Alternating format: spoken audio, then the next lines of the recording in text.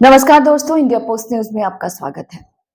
असदुद्दीन ओवैसी और शशि थरूर ने तो गर्दा मचा दिया, पाकिस्तान को नंगा कर दिया, पाकिस्तान को बेनकाब कर दिया। ओवैसी ने तो विश्व के सभी मुस्लिम देशों के सामने पाकिस्तान को ऐसा बेनकाब कर दिया है कि अगर पाकिस्तान के पास थोड़ी सी भी शर्म, धर्म और कर्म बची होगी तो वो अपनी मुंह पर खुद कालिक पोत लेगा। दूसरी ओर शशि थरूर भी अमेरिका पहुंचते ही अपने रौद्र रूप में आ गए। अगर सच कहें तो इसी को कहते हैं सच्चा राष्ट्रवादी। जिस डोनाल्ड ट्रंप ने दुनिया के नाक में दम कर रखा है, उसी ट्रंप को उसी की धरती से जमकर धो डाला। डोनाल्ड ट्रंप को क्लियर कट मैसेज दे डाला कि भारत के प्रधानमंत्री सिर्फ गुजराती नहीं बल्कि सच्चे भारतीय भी हैं। भारत में व्यापार में भी नैतिकता, सच्चाई और ईमानदारी रहती है और सर्ववादिता की कोई जगह नहीं रहती। आजादी के बाद से ही भारत ने इसलिए किसी भी गुट में शामिल होने से मना कर अपनी अलग पहचान बनाए रखने वाला इकलौता राष्ट्र है। भले ही इस नीति से नफा या नुकसान हुआ हो, लेकिन अपने उसूल का पक्का रहा है भारत। तो अच्छा, भीख मंगे हैं ये लोग, यकीन मानो ऑफिशियल भीख मंगे हैं पाकिस्तानी। आईएमएफ से लोन ले रहे जाके $1 बिलियन का।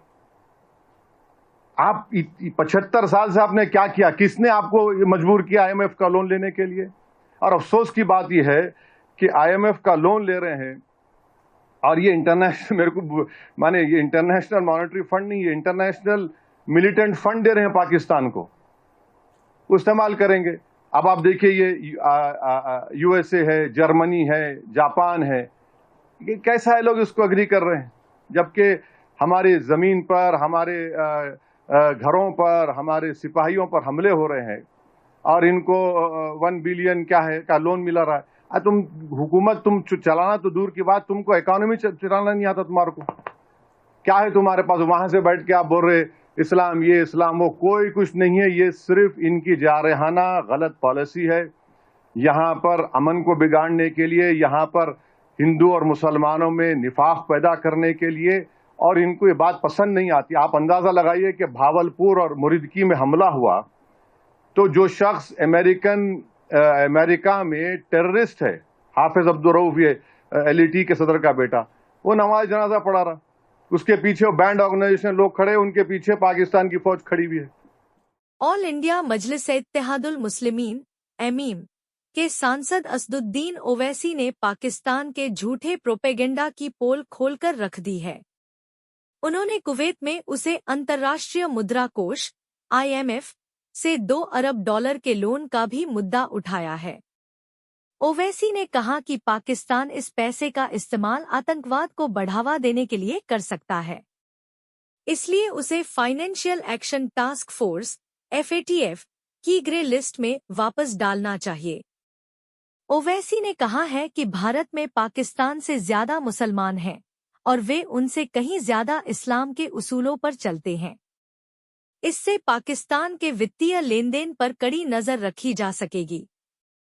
उन्होंने यह भी कहा कि पाकिस्तान मध्य पूर्व में मनी लॉन्ड्रिंग और हवाला के जरिए भारत के खिलाफ आतंकी समूहों को प्रायोजित करता है। ओवैसी ने यह भी कहा कि पाकिस्तान धार्मिक मुद्दों का इस्तेमाल कर भारत को निशाना न बनाए। उन्होंने कहा कि भारत में पाकिस्तान से ज्यादा मुसलमान हैं। ओवैसी ने कहा, पाकिस्तान इस मुद्दे धर्म को उठाकर यह नहीं कह सकता कि वे मुसलमान हैं।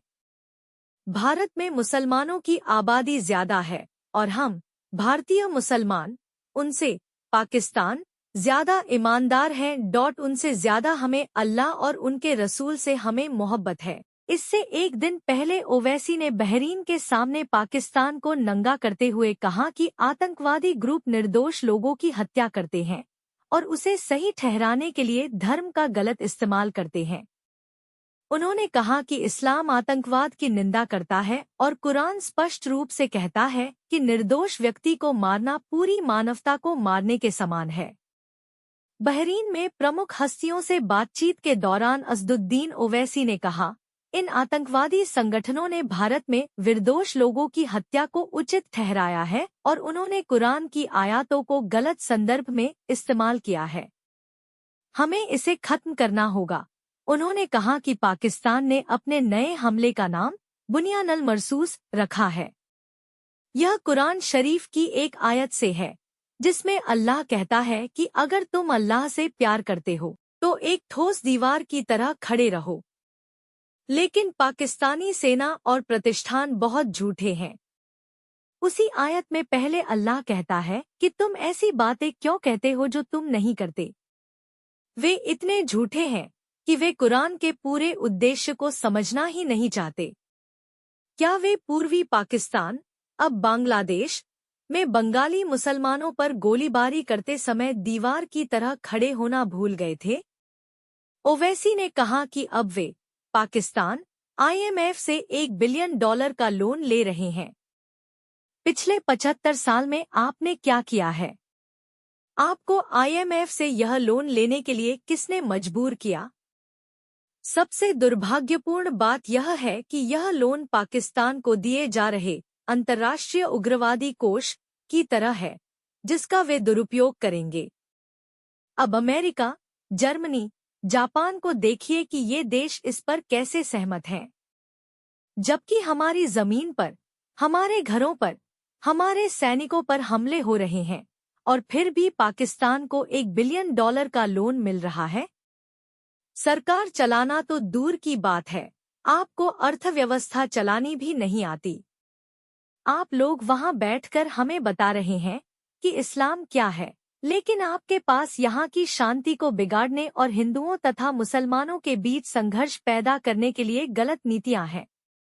इसके अलावा शशि थरूर ने अमेरिकी राष्ट्रपति डोनाल्ड ट्रंप को आईना दिखाते हुए कहा कि कांग्रेस नेता शशि थरूर ने शुक्रवार को भारत और पाकिस्तान के बीच शत्रुता को सुलझाने का श्रेय लेने के लिए अमेरिकी राष्ट्रपति डोनाल्ड ट्रंप पर निशाना साधते हुए कहा कि किसी तीसरे पक्ष द्वारा मध्यस्थता की कोई औपचारिक प्रक्रिया न तो मांगी गई और न ही चलाई गई।